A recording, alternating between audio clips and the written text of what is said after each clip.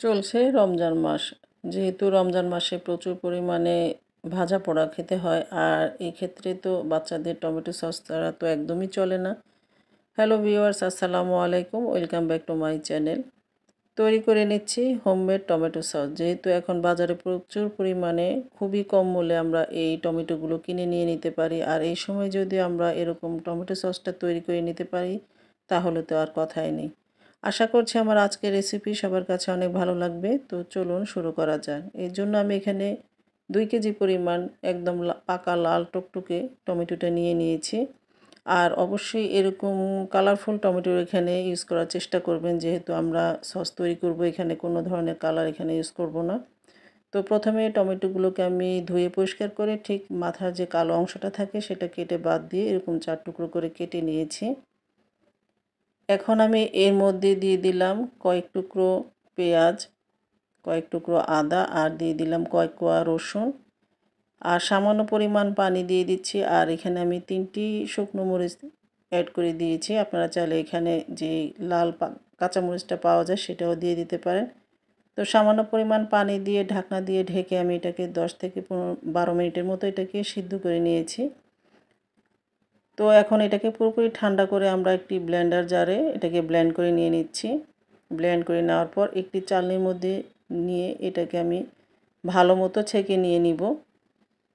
তো পুরো টমেটোগুলোকে আমি এভাবে ব্লেন্ড করে নিয়ে একটি চালনিতে করে ভালো মতো ছেঁকে নিয়ে নিয়েছি। ছেঁকে নেওয়ার পর যে অবশিষ্ট অংশগুলো থাকে সেটাকে আমরা ফেলে দিব। তো চেলে নেওয়া হয়ে গিয়েছে। এখন আমি সম্পূর্ণ টমেটো পিউরিটা এরকম একটি কড়াইতে দিয়ে দিলাম।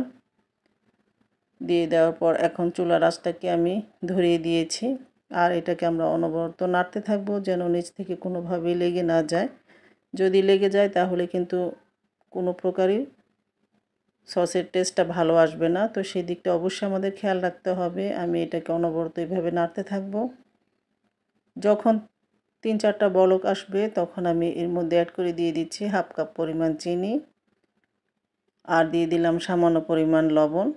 এতে করে একটা টেস্টের ভালো একটা ব্যালেন্স আসবে। লবণটা অবশ্যই দেওয়ার চেষ্টা করবেন। তো দেখতে পাচ্ছেন আমি এটাকে নাড়তে নাড়তে একদম ঘন করে নিব। এর মধ্যে আমি কিছু তেঁতুল আগে থেকে ভিজিয়ে রেখেছিলাম। তো সেই কাতটা আমরা বের করে নিয়েছি, নিয়ে এখন আমি এখানে দিয়ে দিলাম, দিয়ে আবার নাড়তে থাকবো।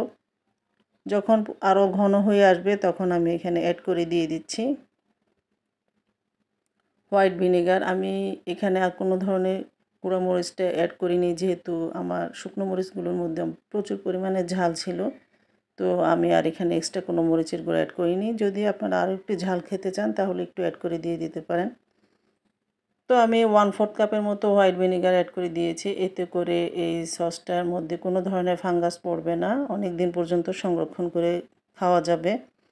তো দেখতে পাচ্ছেন এটা আমার হয়েছে কি না।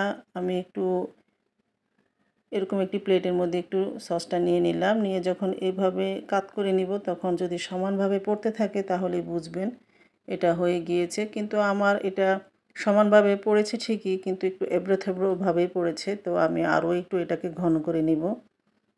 আমি আরও 10 মিনিটের মতো চুলাতে রেখে এটাকে আরও ঘন করে নিয়েছি। তো দেখতেই পাচ্ছেন এটা একদম পুরোপুরি ঘন হয়ে গিয়েছে। আরও ঠান্ডা হওয়ার পর কিন্তু এটা আরও ঘন হয়ে আসবে। তো এখন আমি চুলার আঁচটাকে বন্ধ করে দিয়েছি। দিয়ে এখন আমরা এটাকে পুরোপুরি ঠান্ডা করে যে কোনো কাচের জারে এটাকে আমরা সংরক্ষণ করে নিয়ে নিতে পারি, বা সসের যে বোতল থাকে সেটাতেও আমরা এটাকে সংরক্ষণ করতে পারবো। তো দেখতে পাচ্ছেন খুব সুন্দরভাবে কিন্তু আমার সসটা একদম পুরোপুরি রেডি। এই তো তৈরি হয়ে গেল আমার খুবই কম সময়ে হোমমেড টমেটো সস। আশা করছি আমার আজকের রেসিপিটি সবার কাছে অনেক ভালো লেগেছে। যদি ভালো লেগে থাকে তাহলে আমার সার্থকতা। ভালো লাগলে অবশ্যই একটি লাইক দিয়ে দিবেন, ফ্রেন্ডস অ্যান্ড ফ্যামিলির সাথে শেয়ার করবেন। সবাই ভালো থাকবেন, সুস্থ থাকবেন। ফিরে আসবো নতুন কোনো রেসিপি নিয়ে। আল্লাহ হাফেজ, আসসালামু আলাইকুম।